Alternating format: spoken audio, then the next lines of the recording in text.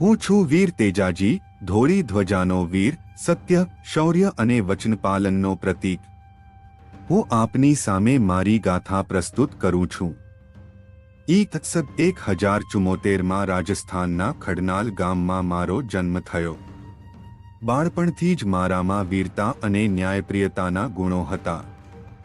જ્યારે મને ખબર પડી કે લૂંટારાઓએ ગાયોનું અપહરણ કર્યું છે, ત્યારે મેં તેમને પાછી લાવવાનું કઠોર વચન આપ્યું.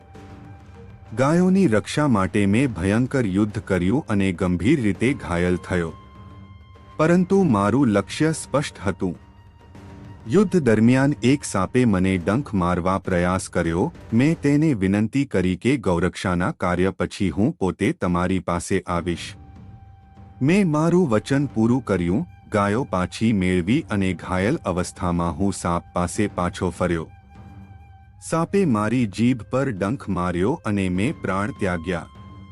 મારું જીવન શીખવે છે કે વચન ખાતર પ્રાણ જાય પણ વચન ન જાય.